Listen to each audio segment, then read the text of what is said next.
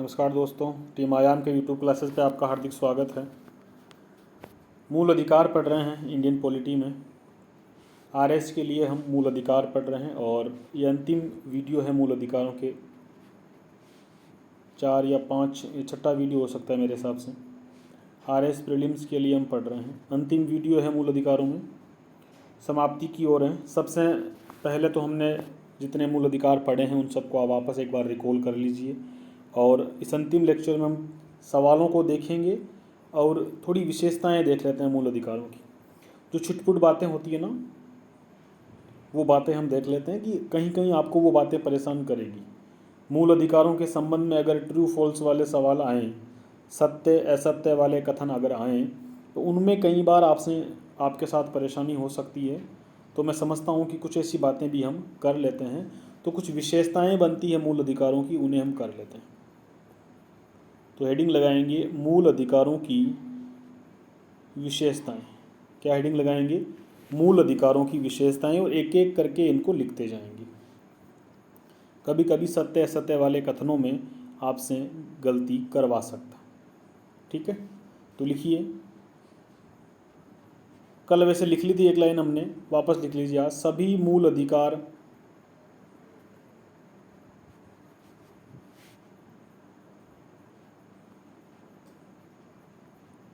या फिर यूँ लिखो इसको, लैंग्वेज मत बनाओ इसकी।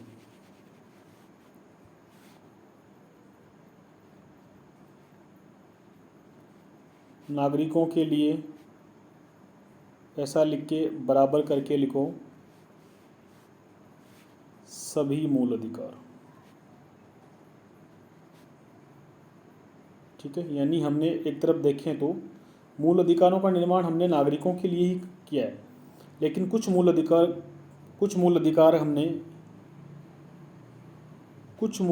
है, या फिर इसको यूँ लिख लो,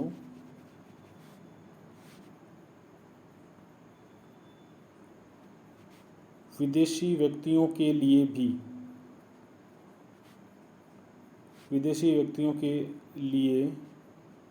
भी तो लिख सकते हैं कुछ मूल अधिकार।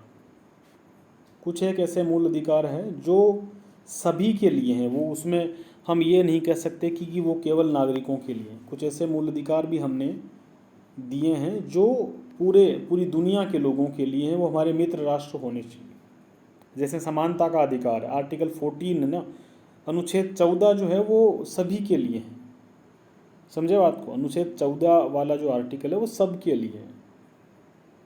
आर्टिकल 21 जो है वो सब के लिए है, 22 सब के लिए हैं, 23 सब के लिए हैं, 24 सभी के लिए हैं, 25, 26, 27, 28, ये 28 तक ये आर्टिकल सभी के लिए, ठीक है? तो देखो, सभी मूल अधिकार नागरिकों के लिए तो है ही, तो नो डाउट जितने भी अधिकार दिए हमारे देश के लोगों के लिए तो है ही। कुछ मूल अधिकार ऐसे हैं जो देश के लोगों के साथ साथ बाकी दुनिया के लोगों के लिए भी, अगर कोई घूमने इधर आया हुआ है, उसके साथ कोई अत्याचार हो जाता है तो वो भी उसका उन मूल अधिकारों का इस्तेमाल करेगा। इस बात को याद रखिएगा, ठीक है? आगे बढ़ते हैं। अगली विशेषताओं में क्या देखें, ये जो लाइनें हैं ना, देखो ये जो लाइनें लिखा रहा हूँ मैं आपको, ये आपको सत्य असत्य वाले कथनों में आएगी। कैसे बनाएगा? भारत के सभी मूल अधिकार नागरिकों के साथ साथ विदेशी व्यक्तियों के लिए भी उपलब्ध है। तो सभी नहीं है, कुछ है। सारे के सारे मूल अधिकार विदेशी व्यक्तियों के लिए नहीं है। हाँ, भारत के नागरिकों के लिए ज़रूर है, लेकिन कुछ एक मूल अधिकार ऐसे हैं जो विदेशी व्यक्तियों के लिए भी दिए गए हैं। बात को आप समझ गए हैं, ठीक है? चलिए अगली विशेषता, मूल अधिकार असीमित नहीं है। असीमित नहीं, इस बात का क्या मतलब हुआ? इसका मतलब ये हुआ कि ऐसे समझो, आर्टिकल 19 में आपको वाक और अभिव्यक्ति की स्वतंत्रता मिली हुई है। आर्टिकल 19 में, अनुच्छेद 19 में आपको बोलने की आज़ादी है, लेकिन ये असीमित नहीं है, मतलब कुछ भी बोलने की आज़ादी नहीं है। अगर आपकी बात से दो वर्गों के बीच लड़ाई हो रही है, आपकी बात से नफरत फैल रही है, तो आप वो बात नहीं कर सकते। यानी कि आपको ये मूल अधिकार असीमित नहीं है। आपका घूमने फिरने का अधिकार है, लेकिन ये इतना असीमित नहीं कि आप कुछ भी करें, जैसा मन चाहे वैसे नहीं कर सकते। तो ये इन सब पर क्या है, प्रतिबंध है। इन सब पर क्या है, इन सब पर क्या है, युक्ति युक्त, इन पर युक्ति युक्त प्रतिबंध है। मतलब एक क्या, युक्ति संगत प्रतिबंध कह सकते हो आप। इन पर युक्ति संगत प्रतिबंध भी है, मतलब कंट्रोल है। आप ऐसा, आपको बोलने की आज़ादी है, इसका मतलब ये नहीं कि आप जो मन में आए वैसा बोले। आपको घूमने की आज़ादी है, इसका मतलब ये नहीं कि आप समाज में अनैतिकता दिखाते हो बोले। आप ये नहीं कह सकते मुझे संविधान ने अधिकार दिया है घूमने का, आप नैतिक रूप से घूम सकते हैं। आपको बिजनेस करने का अधिकार है, लेकिन आप कुछ इलीगल बिजनेस है वो आप नहीं कर सकते। आप हीरोइन, गांजा, चरस ये नहीं बेच सकते, है ना। तो फिर तो आप कह दोगे कि मुझे बिज़नेस करने का अधिकार है, मैं गांजा बेच रहा हूँ, मैं हीरोइन बेच रहा हूँ, मैं ड्रग्स बेच रहा हूँ, मेरा बिजनेस है। ऐसा नहीं कह सकते। तो सभी मूल अधिकारों पर क्या है, युक्ति युक्त एक लॉजिकल प्रतिबंध वहाँ पर लगाया हुआ। तो ये असीमित नहीं है, इस बात को याद रखेंगे। क्लियर बात, आगे बढ़ें। अगली विशेषता में देखें तो ये कैसे हैं, न्यायोचित है। सभी मूल अधिकार, या यूं लिख लो कि केवल मूल अधिकार लिख लो, मूल अधिकार न्यायोचित है। मूल अधिकार क्या है, न्यायोचित है। अर्थात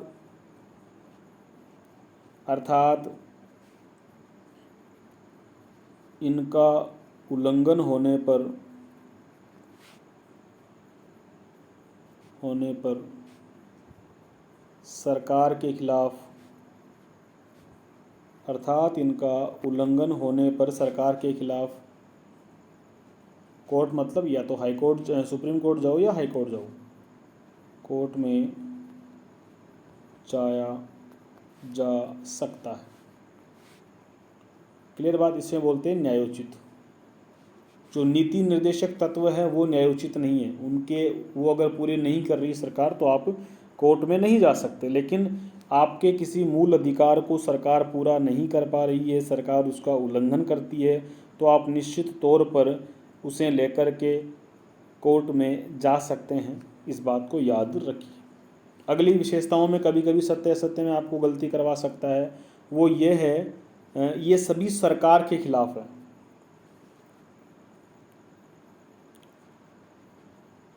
सभी मूल अधिकार राज्य के खिलाफ है।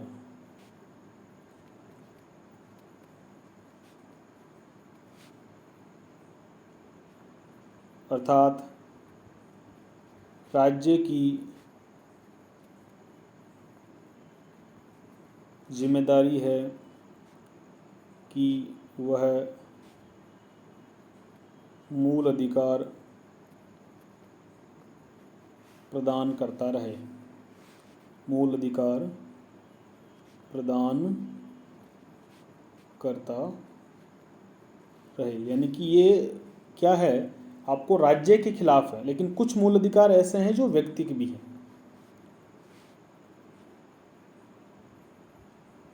कुछ मूल अधिकार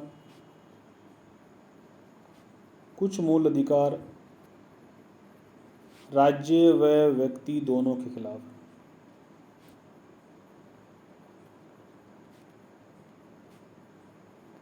कुछ मूल अधिकार राज्य व व्यक्ति दोनों के खिलाफ है। मतलब कहने का वही बात है ना, कुछ मतलब सभी तो क्या है, नागरिकों के लिए हैं। उसी प्रकार हम कह सकते हैं कि सभी मूल अधिकार किसके खिलाफ है, हम कह सकते हैं कि सभी के सभी मूल अधिकार राज्य के खिलाफ, मतलब सरकार के खिलाफ। सरकार कोई भी हो सकती है, वो केंद्र की भी हो सकती है, राज्य की भी हो सकती है। क्लियर। तो सभी के सभी मूल अधिकार क्या है, राज्य से मांगोगे आप, लेकिन कुछ मूल अधिकार ऐसे हैं जो आप राज्य से भी मांगोगे और सरकार से भी मांगोगे।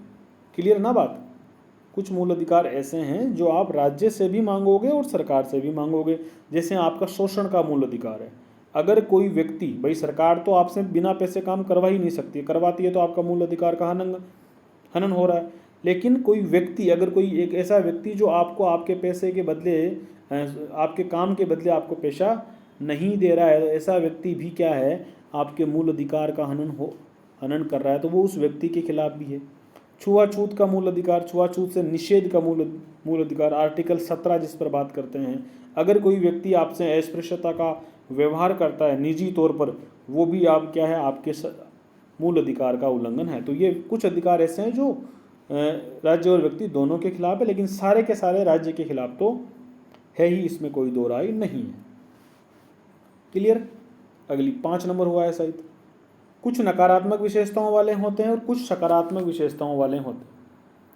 कुछ मूल अधिकार कैसे हैं? कुछ मूल अधिकार, इनको लिखिए, एग्जाम में आ सकता है। कुछ मूल अधिकार बराबर नकारात्मक संदर्भ में है। अब इस बात को मैंने आपको 14 में समझाया था, आर्टिकल 14 जब हमने पढ़ा था।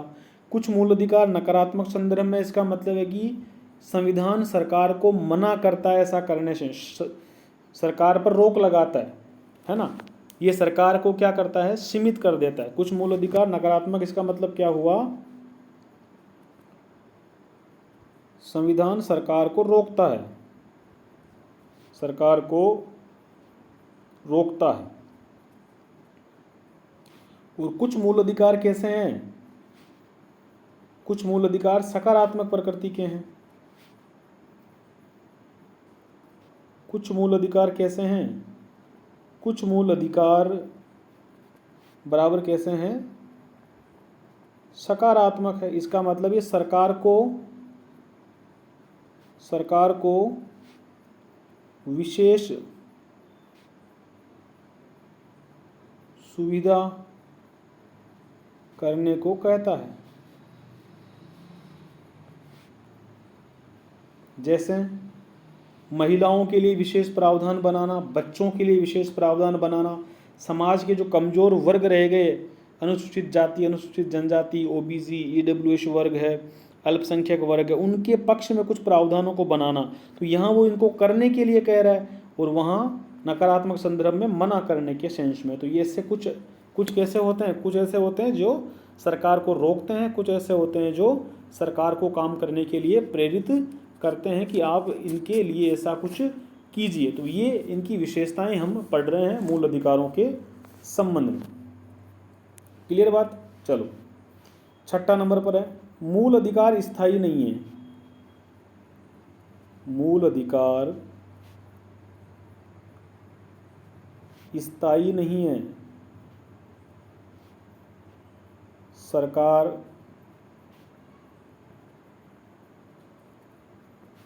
संविधान संशोधन के माध्यम से, सरकार संविधान संशोधन के माध्यम से इनमें कटौती कर सकती है। क्लियर बात? मूल अधिकार ऐसा नहीं कि भाई जो आपको मिल गया वो परमानेंट है, कभी ख़त्म नहीं होगा। सरकार मूल अधिकार में कटौती कर सकती है। जो ऊपरी लाइन लिखता हूँ ना, ये गोल्डन वर्ड्स है, इनको आप याद कर लीजिए, एग्जाम में सीधे उठ के आएंगे। मूल अधिकार स्थायी प्रवृत्ति के होते हैं? नहीं, मूल अधिकार स्थायी नहीं होते हैं। क्यों नहीं होते हैं? क्योंकि सरकार इनमें परिवर्तन कर सकती है। सरकार किसी मूल अधिकार को हटा भी सकती है, जैसे एक बार हटाया है, संपत्ति के मूल अधिकार को हटा चुके हैं। तो और जो एक आधे हैं उनको भी हो सकता है हटा लें, मनाही नहीं है, ठीक है। लेकिन केशवानंद भारती केस में कहा गया है कि मूलभूत ढांचे को नहीं हटाएगा, तो वो बात कुछ आड़े आएगी। लेकिन याद आपको ऐसा रखना है कि मूल अधिकार स्थायी प्रवृत्ति के नहीं होते हैं। सरकार क्या करती है? संविधान संशोधन के द्वारा इन्हें हटा भी सकती है। एग्जाम्पल आपको पहले से याद है, किसको हटाया था? एक संविधान संशोधन किया था, 44वां संविधान संशोधन, जिसके द्वारा हमने संपत्ति के मूल अधिकार को हटा दिया। ठीक है, चलो। राष्ट्रीय आपातकाल के दौरान, इसको भी याद रखिए, राष्ट्रीय आपातकाल के दौरान मूल अधिकार जो है वो निलंबित रहेंगे। मूल अधिकार निलंबित रहते हैं। लेकिन ध्यान रखिएगा, लेकिन अब यहाँ देखो सभी मूल अधिकार नहीं लिखेगा। अगर वो ऐसा लिख देता है किसी सेंटेंस में, राष्ट्रीय आपातकाल के दौरान सभी मूल अधिकार निलंबित रहते हैं, तो ये सेंटेंस गलत है। लेकिन मैंने ऐसा लिख दिया, राष्ट्रीय आपातकाल के दौरान मूल अधिकार निलंबित रहते हैं, तो ये ठीक बात है। लेकिन साथ में क्या बोल रहा हूँ? लेकिन अनुच्छेद 20 और 21, लेकिन अनुच्छेद 20 और 21 के मूल अधिकार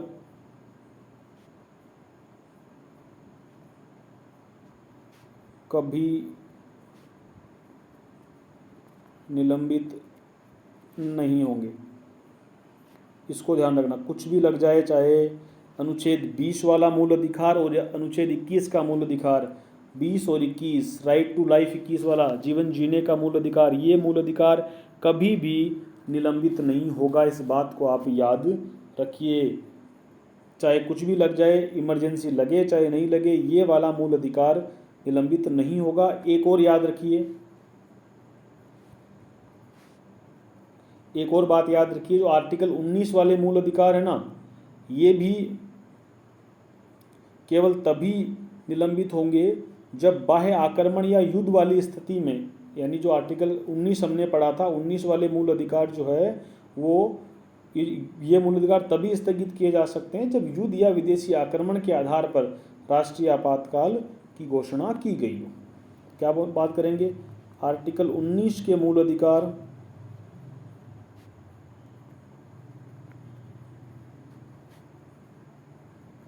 तभी निलंबित होंगे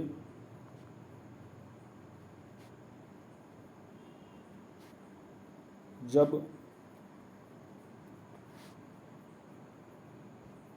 बाह्य आक्रमण या युद्ध के आधार पर, बाह्य आक्रमण या युद्ध के कारण लिख लो आप इसमें, युद्ध के कारण आपातकाल लगाओ। कहने का मतलब ये हुआ कि दो प्रकार के मूल अधिकार है जो आपातकाल में निलंबित नहीं होंगे। ठीक है, एक तो कौन से?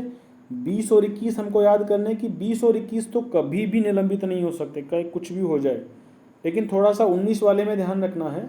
19 वाले मूल अधिकार, जो 6 प्रकार की स्वतंत्रताएं दी गई है, वो आर्टिकल 19 के मूल अधिकार निलंबित नहीं होंगे जब, यानी तभी निलंबित होंगे जब बाह्य आक्रमण या युद्ध के आधार पर आपातकाल लगाओ। यानी कि जो आंतरिक विद्रोह के आधार पर, सशस्त्र विद्रोह, जो आंतरिक आपातकाल होता है, सशस्त्र विद्रोह होता है, उसके समय अगर आपातकाल लगा हो, जैसे इंदिरा गांधी ने लगाया था एक बार, ऐसा आपातकाल अगर वापस लगता है, तब आर्टिकल 19 के मूल अधिकार निलंबित नहीं होंगे।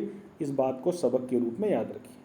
यानी साधारण तौर पर कहें तो पहली बात तो ये निकल करके आती है कि भाई जब भी आपातकाल लगेगा तो मूल अधिकार चले जाएंगे, मूल अधिकार नहीं रहेंगे, मूल अधिकार निलंबित हो जाएंगे। लेकिन थोड़ा अपवाद के रूप में दो बातें आपको याद करनी है। एक बात क्या करनी है, आर्टिकल 20 और 21 के मूल अधिकार कभी भी खत्म नहीं होंगे, कभी निलंबित नहीं होंगे।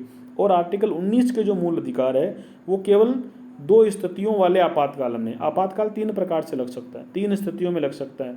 एक तो बाह्य आक्रमण हो तब लग सकता है, एक युद्ध की स्थिति बने तब लग सकता है, और एक सशस्त्र विद्रोह हो जाए देश के अंदर तब लग सकता है। तो 19 के जो मूल अधिकार आपको मिले हुए हैं, बोलने की आज़ादी, घूमने फिरने की आज़ादी, निवास करने की, संघ बनाने की, सम्मेलन करने की, ठीक है, अपना बिजनेस चलाने की, वो वाले जो 6 मूल अधिकार है वो बाह्य आक्रमण या हमारे देश में कोई युद्ध छिड़े, हमारे देश का युद्ध किसी और से लगे या कोई दूसरा हम पर आक्रमण कर दे, वहीं हो सकता है। लेकिन सशस्त्र विद्रोह में, यानी आंतरिक आपातकाल वाली स्थिति में, ये 19 वाले मूल अधिकार निलंबित नहीं होंगे। इस बात को अच्छे से याद रखिएगा। क्लियर बात? और ये सभी क्या होते हैं, ये राज्य के खिलाफ होते हैं, न्यायोचित होते हैं, मतलब इनके उल्लंघन की स्थिति में आप निश्चित तौर पर कोर्ट में जा सकते हैं और अपने मूल अधिकारों की मांग कर सकते हैं। इस बात को आप थोड़ा याद रखिएगा। क्लियर? एक चीज़ और याद रखिएगा, 8वां लिख लो, मूल अधिकारों के अपवाद।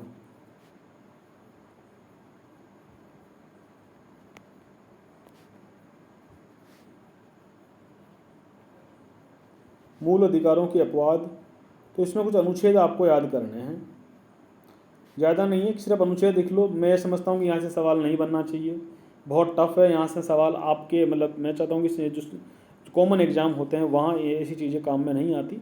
फिर भी अगर कहीं गलती से आ जाए तो सिर्फ अनुच्छेद याद रखो, 31 क, 31 ख और 31 ग, ये तीनों अनुच्छेद जो है ना, ये मूल अधिकारों के अपवाद है। ये जब भी आते हैं तो मूल अधिकार चले जाते हैं। जब भी ये वाले अनुच्छेद आते हैं, 31 क, 31 ख, 31 ग, ये तीनों जब भी आते हैं, चाहे एक एक करके आओ चाहे अलग अलग आओ, ये आते ही आपके मूल अधिकार चले जाते हैं। इस बात को आप याद रखिए, ठीक है। अपवाद और हो सकता है, अनुच्छेद 33 और 34 ये भी क्या है, मूल अधिकारों के अपवाद है। अनुच्छेद 33 और 34 ये भी मूल अधिकारों के अपवाद आपको मानने पड़ेंगे। 34 क्या है, मार्शल कानून लगता है ना, ये यूएफए वगैरह चलता है, अब्सपा लगता है, जहाँ पर सैनिक कानून, सैन्य कानून होता है, जहाँ सेना रहती है, उस इलाके में भी कह सकते हैं कि अशांति का इलाका होता है, सेना कंट्रोल रखती है, ऐसे मामले में भी हम कह सकते हैं कि मूल अधिकार चले जाएंगे। सिर्फ संख्यात्मक रूप से याद रखिएगा, डिटेल में समझता हूँ कि यहाँ से बिल्कुल भी आने लायक नहीं है, तो ज़्यादा हमें एनर्जी और समय व्यस्त यहाँ पर जो है खर्च करने की आवश्यकता नहीं है। इस प्रकार से हमारे मूल अधिकारों की विशेषताएं कंप्लीट हुई। अब हम थोड़े सवाल कर लेते हैं, जो प्रश्न पुराने पेपर्स में आ चुके हैं उन प्रश्नों को हम यहाँ पर देख लेते हैं कि कौन कौन से, किस प्रकृति के सवाल एग्जाम में मूल अधिकारों के संबंध में पूछे जाते हैं। क्लियर? उन सवालों को हम थोड़ा सा देख लेते हैं कि कौन से सवाल हमें मूल अधिकारों के संबंध में पूछे जा सकते हैं। देखो, आरएस 2018 में एक सवाल पूछा गया था, 2018 के आरएस में एक सवाल पूछा गया था। सवाल क्या था? सवाल क्या था? सूची 1 को सूची 2 से सुमेलित कीजिए तथा नीचे दिए गए कूट में से सही उत्तर का चयन कीजिए। ठीक है, इस तरफ तो आपको क्या है, अधिकारों के नाम है, और इस तरफ आपको अनुच्छेदों के नाम है। इसका मतलब ये हुआ कि आपको मूल अधिकारों का नाम, उनकी हेडिंग और कौन सा मूल अधिकार किस अनुच्छेद में उसके बारे में बात कही गई है, इसको अच्छे से याद कर लेना है। इसका मतलब आपको क्या करना है, कौन सा मूल अधिकार में कौन सी बात कही गई है, इस बात को आप अच्छे से याद करो। दोस्तों, ए ऑप्शन में देखिए उपाधियों का अंत, ठीक है। बी में लिखा है धार्मिक मामलों के प्रबंध की स्वतंत्रता। सी में लिखा है अल्पसंख्यकों की भाषा का संरक्षण, ठीक है। डी में लिखा है शिक्षा का अधिकार। ये जो मूल अधिकार है आपसे, ये मूल अधिकार जो दिए गए हैं, इनके सामने आपको आर्टिकल बताने हैं। देखो, शिक्षा का अधिकार, ठीक है। उपाधियों का निषेध, उपाधियों का निषेध आपको मतलब 18 में जोड़ना है, अनुच्छेद 18 उपाधियों के निषेध से हैं।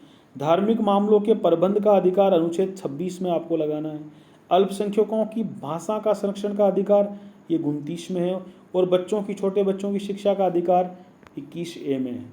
तो कौन से में क्या भरना है ये आपको समझ में आया होगा। आंसर है इसका सी, यानी कि पहले में 3 नंबर है, दूसरे में 4 नंबर है, तीसरे में 1 नंबर है, और चौथे में 2 नंबर का कॉलम भरा हुआ है। तो इस तरीके का सवाल 18 में पूछा गया। हमको ये, यहाँ आपको अगर ये मान लो साफ साफ नहीं दिख रहा, तो आप ये समझ लो कि अनुच्छेद याद करने हैं मूल अधिकारों में, एक एक अनुच्छेद आपको रटना है, कौन सा मूल अधिकार किस, उसके बारे में पूरी बात आपको, मैं ये नहीं कह रहा कि लाइन टू लाइन याद, लेकिन हल्का हल्का वो किसकी क्या उद्देश्य हैं, किस मकसद से हैं, वो आपको अधिकार के आर्टिकल के साथ याद होना चाहिए। उपाधियों का निषेध नाम, उपाधियों वाला कौन सा अनुच्छेद है, तो हमने कहा 18 अनुच्छेद है। बच्चों की शिक्षा वाला कौन सा, 21A कर लिया। अल्पसंख्यकों की भाषा वाला कौन सा मूल अधिकार है, 29 कर लिया। इस तरीके से आपको थोड़ा सा याद कर लेना है। चलिए, ये 2015 का सवाल है, किससे कौन सी चीज़ कहाँ से ली गई, ये थोड़ा एक सवाल है। मौलिक अधिकार हमने कहाँ से लिए? मौलिक अधिकार हमने अमेरिका के अधिकारों से लिए, अमेरिका के संविधान से लिए, अमेरिका के अधिकार पत्र से लिए, ठीक है। अब बाकी ये वाले मूल अधिकार में तो नहीं है, लेकिन जब मैंने आपको विशेषता पढ़ाई थी संविधान की, वहाँ मैंने सारे करवा रखे हैं। नीति तत्व, राज्य के नीति निर्देश तत्व कहाँ से लिए हमने?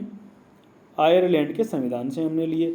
मंत्रिमंडलीय सरकार और केंद्र राज्य संबंध, मंत्रिमंडलीय सरकार हमने ब्रिटेन से ली, एक विकास का मंत्र हमने लिखा था, और राज्य केंद्र के संबंध हमने कनाडा के संविधान से लिए। आंसर होगा इसका सी। इस तरीके के सवाल, यानी कि आपको संविधान में कौन सी चीज़ कहाँ से ली गई है, इसे भी याद रखना है, आरएस के पेपर में पूछा जाता है। क्लियर हुई बात? चलो, अब ये सवाल हम देखते हैं एक एक करके। कौन से अधिकार भारतीय संविधान के अनुच्छेद 32 के अंतर्गत परिवर्तित किए जा सकते हैं? कौन से अधिकार? तो ये बड़ा आसान सवाल था। मौलिक अधिकार जो है वो अनुच्छेद 32 के तहत परिवर्तित, मतलब उनको उनका उनका पालन करवाया जा सकता है। अगर उल्लंघन होता है तो वो कोर्ट जा कर के हम उन्हें प्राप्त कर सकते हैं, उपचार प्राप्त कर सकते हैं अनुच्छेद 32 के तहत। मौलिक, बड़ा आसान सवाल था अनुच्छेद 32 के तहत। भारतीय संविधान का कौन सा अनुच्छेद, भारतीय संविधान का कौन सा अनुच्छेद अल्पसंख्यकों को अपनी मनपसंद शिक्षण संस्थाओं में स्थापित करने, संचालित करने के अधिकार का संरक्षण करता है? तो अनुच्छेद 30 याद रखिएगा। यानी कि अल्पसंख्यकों का भाषाई अधिकार तो कौन सा है? 29 है। और अल्पसंख्यकों द्वारा अपनी मनपसंद शिक्षण संस्थाएं खोलने का अधिकार, अल्पसंख्यकों द्वारा अपनी मनपसंद शिक्षण संस्थाएं खोलने का अधिकार कौन से अनुच्छेद में है? अनुच्छेद 30 के अंदर है। ठीक है। अनुच्छेद 25 का संबंध किससे है? धर्म की स्वतंत्रता से। मैं इसको लाल पेन में कर लूँ ना।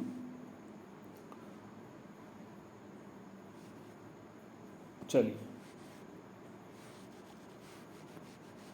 तो इसमें आप देखते हमारे संविधान के 25 का संबंध किससे है? धर्म की स्वतंत्रता से है।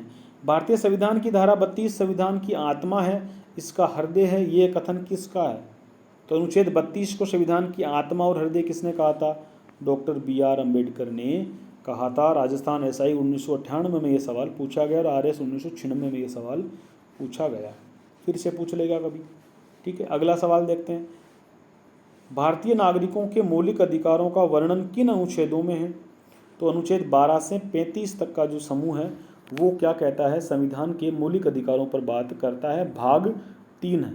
कौन सा है? भाग 3 है। और अनुच्छेद अगर पूछे कि मौलिक अधिकारों के अनुच्छेद कौन से हैं तो आप बताएंगे 12 से 35 जो है ये हमारे मूल अधिकारों के अनुच्छेद माने जाते हैं। ठीक है, चलो अगले सवाल की ओर जाते हैं। संविधान के मूल अधिकार को संपत्ति के मूल अधिकार को कब समाप्त किया गया? मैं चिल्ला चिल्ला के पहली क्लास से आपको बोलता आया हूँ, 44वें संविधान संशोधन के द्वारा 1948 में। अगला सवाल है, व्यक्तिगत स्वतंत्रता के लिए कौन सी याचिका दायर? याचिका का मतलब होता है रिट। कल पढ़ाई थी पिछली क्लास में हमने रिट। तो व्यक्तिगत स्वतंत्रता के लिए कौन सी रिट जारी कर? देखो ये जो है ना, मैं जिस किताब से मैंने फोटो लगाई है उसमें उन्होंने छोटे कर दिए इनको, मतलब वो चारों ऑप्शन ना देकर के जो राइट ऑप्शन है सिर्फ उसी पर बात कर रहा है। और हमको भी ऐसे ही पिन पॉइंट पर ही चलना। जगह वहाँ उनकी किताब में स्पेस कम था, जो जहाँ से मैंने लिया वहाँ पर चारों ऑप्शन नहीं थे। अपन इसे काम चलाएंगे। कौन सी याचिका स्वतंत्र व्यक्तिगत स्वतंत्रता के लिए दायर की जाती है? तो हेबियस कॉर्पस, जिसे हम कहेंगे बंदी प्रत्यक्षीकरण। हिंदी में क्या कहेंगे? बंदी प्रत्यक्षीकरण। इंग्लिश वाला नाम भी कभी कभी याद रखा करो, आ जाता है। तो बंदी प्रत्यक्षीकरण हमने व्यक्तिगत स्वतंत्रता के लिए, किसी व्यक्ति को जेल में डालते हैं ना, गिरफ्तार कर लेते हैं तो उसको 24 घंटे में वापस बुलाया जाता है। ऐसा करने के लिए कोर्ट जिस रिट का प्रयोग करता है उस रिट को क्या कहते हैं? हेबियस कॉर्पस कहते हैं। ठीक है, चलो 90वां सवाल देखो। न्यायालय द्वारा जारी किए गए परमादेश के माध्यम से न्यायालय क्या कर सकता है? तो परमादेश वाली रिट हमने कल पढ़ी थी। उसका मतलब क्या है? किसी व्यक्ति या संस्था को उनके सार्वजनिक दायित्वों तथा कर्तव्यों का पालन करने के लिए जारी किया जाता है। यानी किसी अभिकरण को, किसी संस्था को, किसी सरकारी कार्यालय को उसका कार्य पूरा करने के लिए जो जारी किया जाता है, उसके दायित्व को पूरा करने के लिए जो जारी किया जाता है, उसे हम क्या कहते हैं? परमादेश कहते हैं। चाहो तो इसको लिख लो आप, परमादेश के बराबर। कल अब जहाँ लिखा था ना, अगर थोड़ी लैंग्वेज चेंज होकर आ रही है तो लिख लो। किसी व्यक्ति या संस्था को उनके सार्वजनिक दायित्वों तथा कर्तव्यों का पालन करने के लिए जारी किया जाता है क्या? परमादेश, जिसे अंग्रेजी में कहेंगे मैंडेमस। क्लियर? चलो अगले सवालों पर जाते हैं। संवैधानिक उपचारों के मौलिक अधिकार किस अनुच्छेद में प्रदान किए गए हैं? तो संवैधानिक उपचारों के मौलिक अधिकार आपको पता है अनुच्छेद 32 के तहत प्राप्त किए गए हैं। UPPCS, उत्तर प्रदेश का जो वहाँ का जो PCS होता है, 2009 में उन्होंने पूछा था। ठीक है। एक ऐसी याचिका जो न्यायपालिका द्वारा जारी की जाती है तथा जिसमें कार्यपालिका को कहा जाता है कि वह अपने कार्य करे जो उसे प्राप्त शक्तियों के अंतर्गत करना चाहिए, उस रिट को क्या कहते हैं? यहाँ पर वापस परमादेश आ गया। थोड़ा नाम चेंज करते हैं, शब्दों का खेल। देखो पिछली बार भी एक परमादेश की इन्होंने डेफिनेशन लिखी थी। ठीक है, वापस अगले पेज में एक और डेफिनेशन आपको मिल, दोनों का मतलब वही है। सरकारी कार्यालयों में, कार्यपालिका के कार्यालयों से पूछा जाता है, उनसे कहा जाता है कि जो काम आपको सौंपा गया है अपना कर्तव्य पूरा करिए। तो वो कौन सी रिट होती है? परमादेश होती है। इसके बारे में भी लिख लीजिए, सेंटेंस बदल के, लैंग्वेज बदल के इधर से इधर पूछा जा सकता है। एक और परमादेश की एक और परिभाषा आप लिख सकते हैं ताकि आपको अच्छे से समझ में आता रहे। क्लियर। संविधान के किस अनुच्छेद द्वारा सिखों द्वारा करपाल धारण करना धार्मिक स्वतंत्रता का एक अंग माना गया? देखो ये प्रैक्टिकल सवाल, ये झारखंड पीसीएस में पूछा था, बहुत ही अच्छा सवाल है। ऐसे सवाल पूछने चाहिए, प्रैक्टिकल सवाल पूछने चाहिए। संविधान तो पूरा प्रैक्टिकल है, आपको हर एक लाइन में, हर एक पेज में आप प्रैक्टिकल जीवन से जुड़े सवाल बना सकते हो। बिल्कुल उन्होंने प्रैक्टिकल सवाल पूछा, ऐसे सवाल राजस्थान में कभी नहीं पूछे गए, पूछने चाहिए ऐसे सवाल। संविधान के किस अनुच्छेद द्वारा सिखों द्वारा जो करपाल धारण करते हैं सिख को धार्मिक स्वतंत्रता का अंग माना गया? अनुच्छेद 25। 25 क्या बोलता है? आचरण करना, अपने धर्म के अनुसार विश्वास, अपने अंतःकरण की धर्म की मानना, उसके अनुसार आचरण करना, उसके अनुसार पूजा पद्धति करना और उसका प्रसार करना। तो आचरण करना क्या है? अपने धर्म के प्रतीकों को धारण करना। हिंदू अगर टीका लगाता है, चोटी रखता है, तो ये उसका आचरण हो गया। मुस्लिम सर पे टोपी रखता है, दाढ़ी थोड़ी लंबी रखता है, तो वो उसका अपने धर्म के अनुसार आचरण हो गया, कोई मना नहीं करेगा। सिख सर पे पगड़ी रखता है, लंबी दाढ़ी रखता है, और कृपाण छोटी सी तलवार होती है, कृपाण का मतलब छोटी तलवार होती है, वो जेब में डालने लायक होती है, वो रखता है। तो ये सब क्या है? उसके धर्म के प्रति उसका आचरण है, धर्म के अनुसार उसका आचरण है। और आचरण का अधिकार हमने अनुच्छेद 25 में दिया था। अगर भूल रहे हो तो वापस जाके देखना, ऐसे सवाल एग्जाम में पूछे जाते हैं। ठीक है, चलिए अगले सवाल पे चलते हैं। भारत का संविधान स्पष्टतः प्रेस की आज़ादी की व्यवस्था नहीं करता, किंतु यह आज़ादी अंतर्निहित है किस अनुच्छेद में? देखो प्रेस मतलब अखबार निकालना, न्यूज़ चैनल चलाना, तो वहाँ वो का उनका काम क्या है? बोलने का काम है ना, तो बोलने की आज़ादी होगी। और लिखना क्या है? अभिव्यक्ति की आज़ादी, अपने विचारों को लिखना। तो ये वाक और अभिव्यक्ति की आज़ादी अनुच्छेद 19(1)(a) में शामिल की गई है। क्लियर बात? यूपीपीसीएस 2003 में ये सवाल पूछा था। चलिए आगे बढ़ते हैं। ये बड़ा अच्छा सवाल है, इसको लिख लीजिए। किस प्रधानमंत्री के कार्यकाल में संपत्ति के अधिकार को भारत के संविधान के मौलिक अधिकारों की सूची से विलोपित किया गया? ये पूछा गया आपसे, सेकंड ग्रेड स्पेशल एजुकेशन वाले पेपर में 2019 में पूछा गया था। मतलब जो संपत्ति का मूल अधिकार हटाया था ना, उस समय प्रधानमंत्री कौन थे? मोरारजी देसाई, याद रखिएगा। क्लियर? 1978 टाइम था, तो उसको हटा दिया। अब वो कहाँ है? वो 300 क में घूम रहा है। अनुच्छेद 300(a) भाग कौन सा है? 12 है। ये बात हमको याद रखनी है।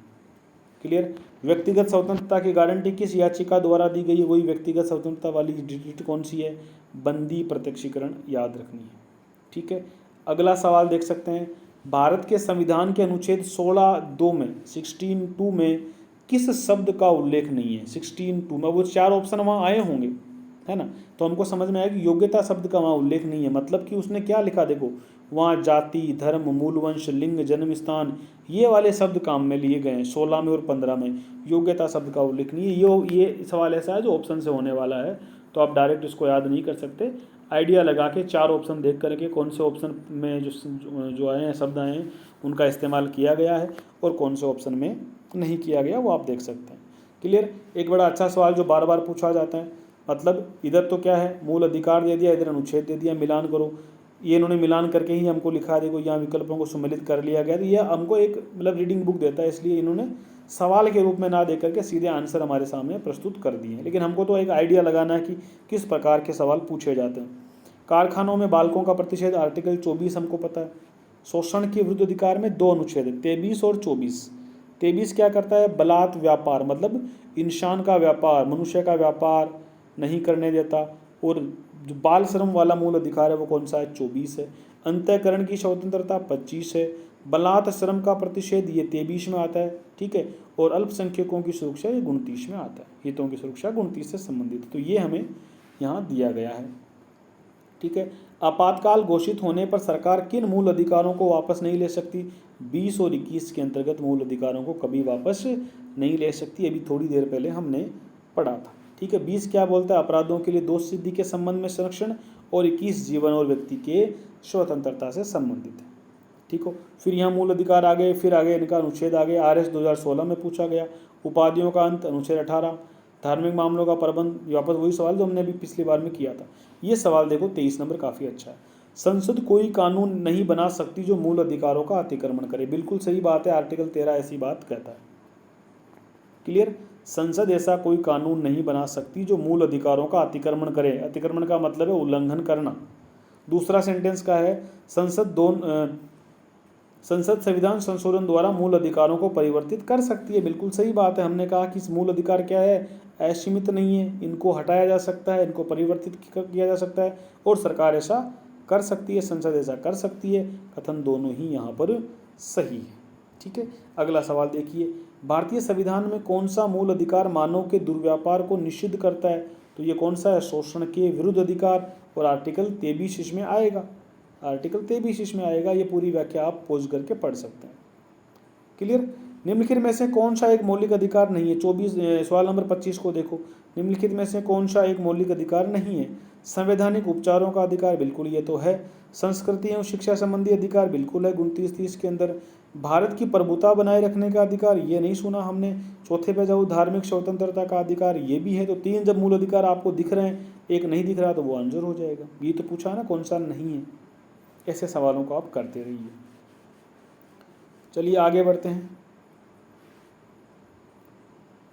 ठीक है, फिर से सवाल आया, ये देखो वापस वही आ गया RS प्री वाला, उपाधियों का अंत। ये सवाल हम देख चुके हैं ऑलरेडी। चलो, संविधान के अनुच्छेद 25 के अनुसार धर्म स्वतंत्रता का अधिकार किसके अधीन है, किसके अधीन नहीं है?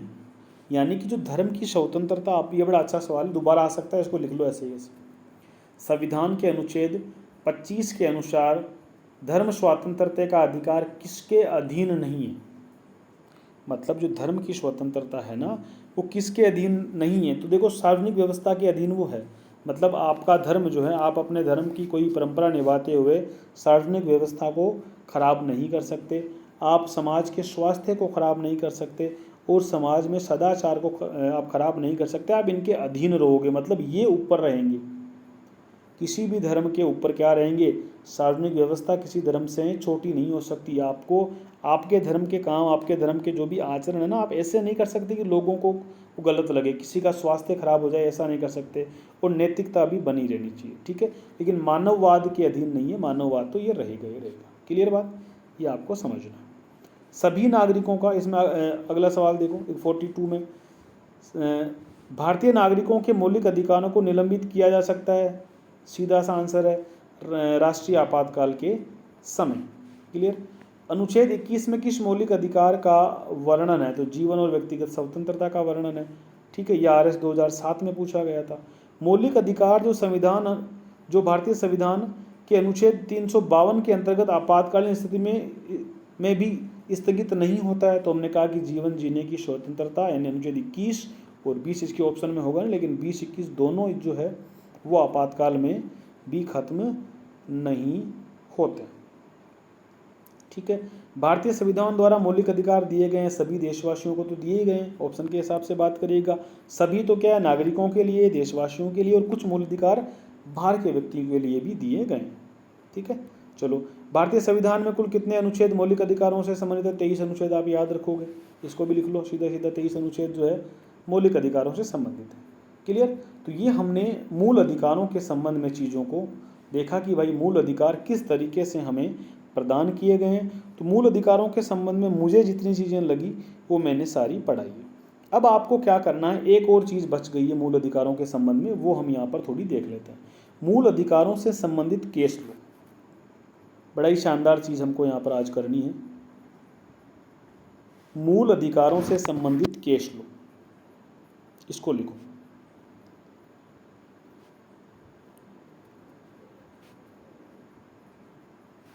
मूल अधिकारों से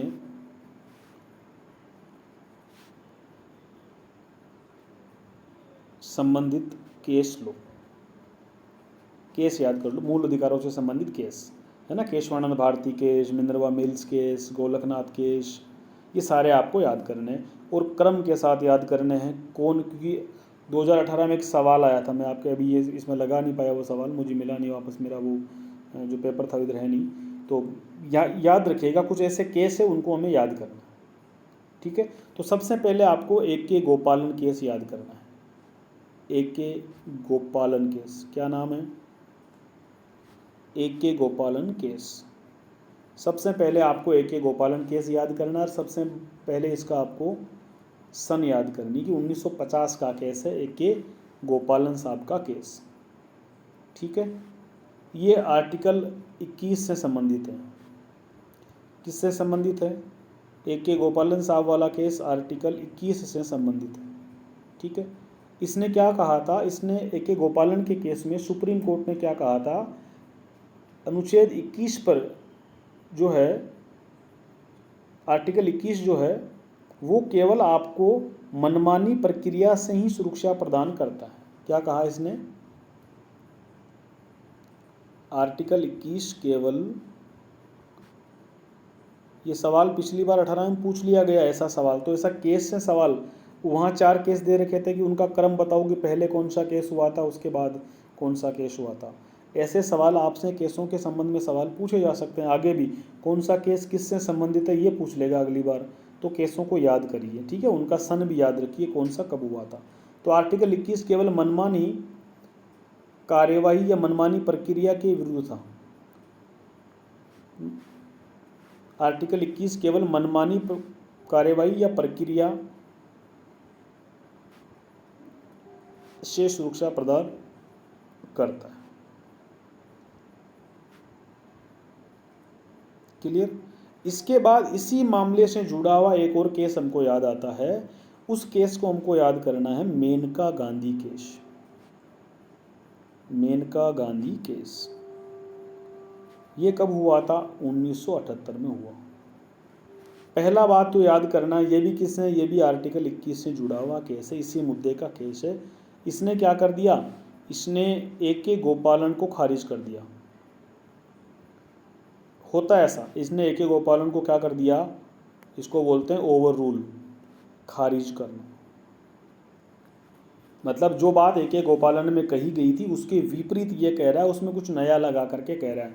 मतलब AK गोपालन में कही गई बात को अब नहीं मानना है, क्योंकि मेनका गांधी केस में सुप्रीम कोर्ट ने अपनी बात पलट दी, अपनी बात से वो कुछ नया उसने कह दिया। इसने क्या कहा है मेनका गांधी केस में, दोनों ही मामलों में सुरक्षा करता है। आर्टिकल 21 मनमानी प्रक्रिया या मनमानी कार्यवाही और विधानमंडलीय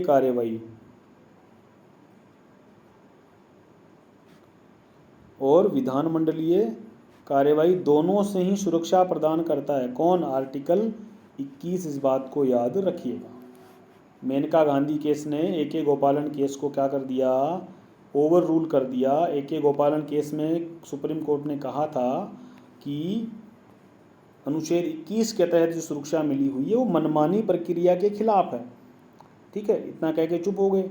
लेकिन आगे जब मेनका गांधी का केस आया तो उसमें सुप्रीम कोर्ट ने कहा कि मनमानी प्रक्रिया के अलावा ये विधानमंडलीय प्रक्रिया के खिलाफ भी आपको सुरक्षा प्रदान करता है। मतलब संसद भी अगर कुछ गलत करती है तो आप निश्चित तौर पर इनके उल्लंघन के लिए सुप्रीम कोर्ट या हाई कोर्ट जा सकते हैं, मनाही नहीं है। तो 2 केस आपको याद हुए, एक तो AK गोपालन याद करना है, एक मेनका गांधी याद करता है। AK गोपालन 1950 का है, मेनका गांधी 1978 का है। बात को याद रखिएगा, दोनों का संबंध एक ही मुद्दे से जुड़ा हुआ है, दोनों को इसीलिए हमको यहाँ पर याद करना है। ठीक है, चलिए गोलकनाथ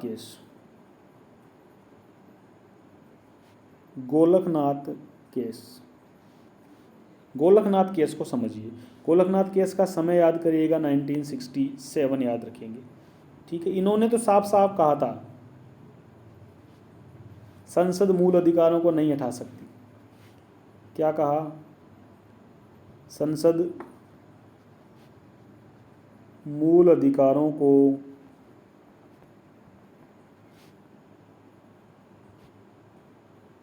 नहीं हटा सकती। किसमें कहा था? गोलकनाथ केस में सुप्रीम कोर्ट ने कहा था संसद मूल अधिकारों को नहीं हटा सकती। लेकिन हमें पता है कि बाद में एक केस और आया जिसका नाम है केशवानंद भारती केस। केशवानंद भारती केस, ये केस कब का है याद रखिएगा, 1973 और 24 अप्रैल उसकी तारीख है। तारीख भी याद रखिएगा। भारतीय इतिहास का सबसे बड़ा केस है। 13 जज बैठे थे सर इसमें। कितने जज बैठे थे? 13 जजों की एक संवैधानिक पीठ बैठी थी। आज तक इतने जज किसी केस में नहीं बैठे। तो केशवानंद भारती केस में 1973 में 13 जजों की बेंच ने 24 अप्रैल 1973 को एक डिसीजन दिया था और इसमें कहा था कि क्या बातें कही, लिखो। संसद मूल अधिकारों में संशोधन कर सकती है।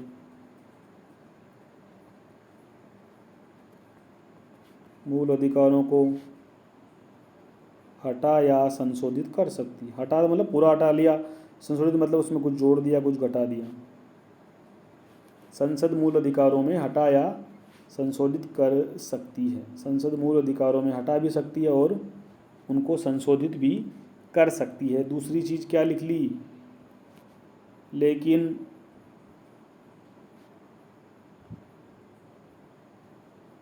संविधान के मूलभूत ढांचे को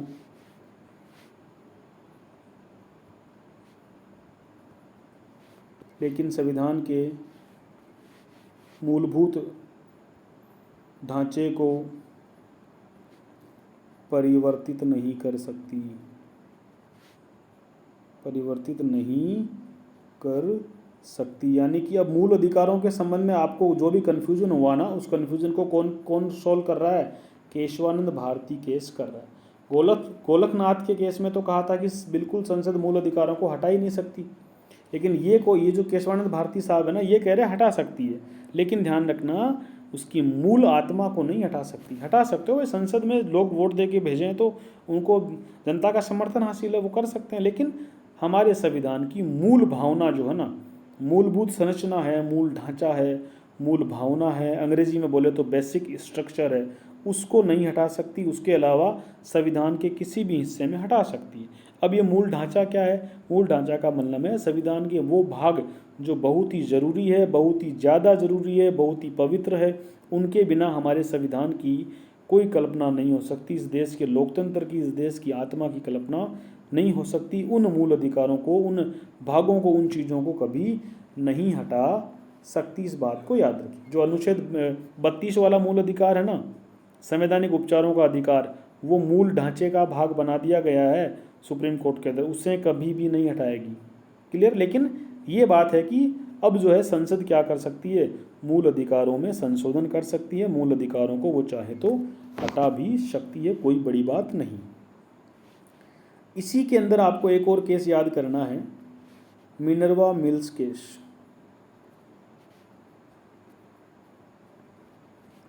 मिनर्वा मिल्स केस, इसका समय 1980। देखो एक तुमको रैंकिंग याद करना ना, कौन पहले हुआ कौन बाद में हुआ। तो मिनर्वा मिल्स केस 1980 का है। इसने क्या बोला? इसने कहा कि मूल अधिकार और नीति निर्देशक तत्व, मूल अधिकार और नीति निर्देशक तत्व एक रथ के दो पहिए हैं। एक रथ के दो पहिए हैं, इनमें संतुलन बना रहना बहुत जरूरी है। एक रथ के दो पहिए हैं। कौन कौन है एक रथ के दो पहिए?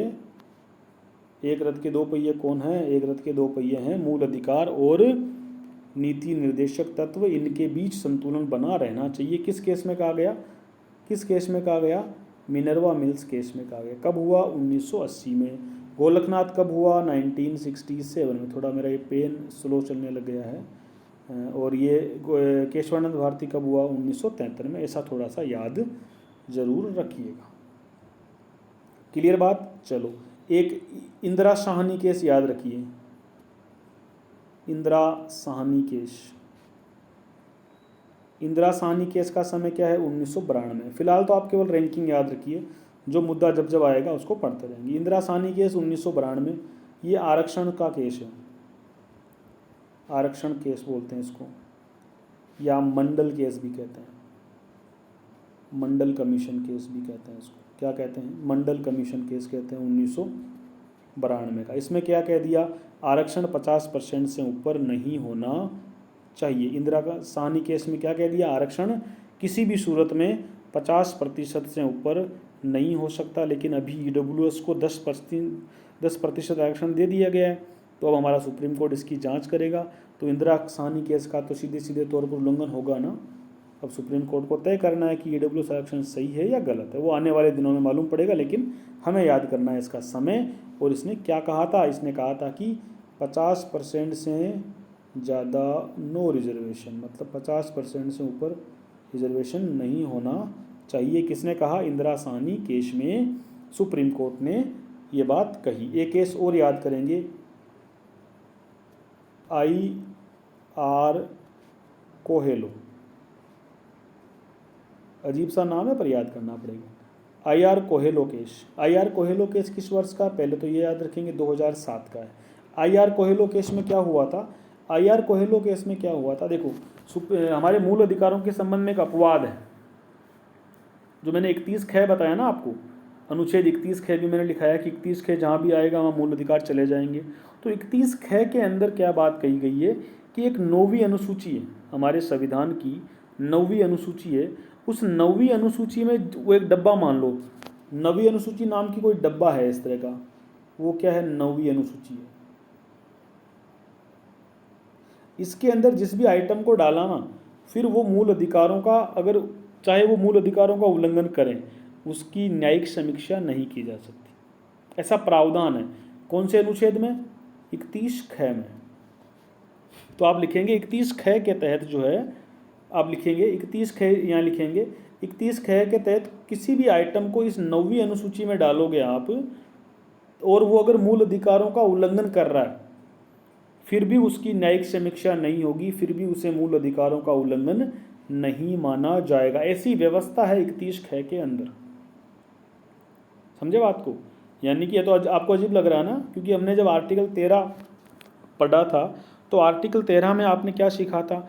भारत में कोई भी कानून मूल अधिकारों का उल्लंघन करता हुआ नहीं बन सकता। कोई भी कानून जो मूल अधिकारों का उल्लंघन करता है, वो क्या होगा? वो शून्य घोषित किया जाएगा। लेकिन हमने एक गली छोड़ दी, उस गली का नाम क्या है? एक अपवाद हमने छोड़ दिया 31 ख के नाम से। 31 ख क्या कहता है? 31 ख कहता है कोई भी नियम, कोई भी कानून अगर आपने बनाकर 9वीं अनुसूची में डाल दिया, तब वो चाहे मूल अधिकारों का उल्लंघन करे, वो शून्य घोषित नहीं होगा। सुप्रीम कोर्ट या हाई कोर्ट उस पर कोई टिप्पणी नहीं करेगा। ऐसा नियम बनाया हुआ था। इस नियम के खिलाफ हम कह सकते हैं कि IR कोहेलो केस में फैसला आया, और इस कोर्ट ने यहाँ पर क्या कहा? IR कोहेलो केस में, इसको वापस मिट गया ये, इस वाले केस में क्या कहा कोर्ट ने? नाम है IR कोहेलो केस। कब का है? 2007 का है। सुप्रीम कोर्ट ने इसमें क्या कहा? 24 अप्रैल 1973, जो ऐतिहासिक दिन था केशवानंद भारती केस का, उस दिन के बाद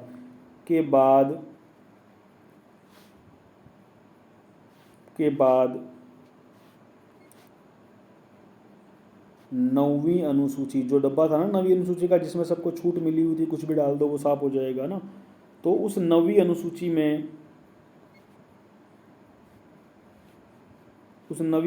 में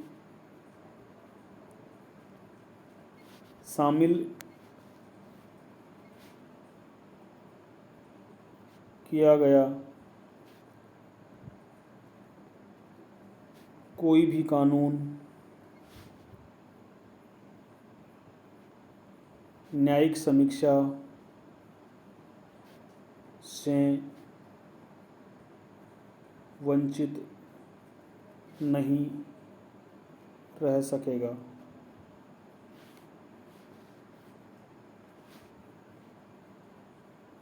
अनुच्छेद 14 और 19 के आधार पर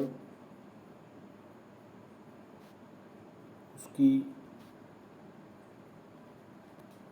न्यायिक समीक्षा की जा सकती है। अनुच्छेद 14 और 19 के आधार पर उसकी न्यायिक समीक्षा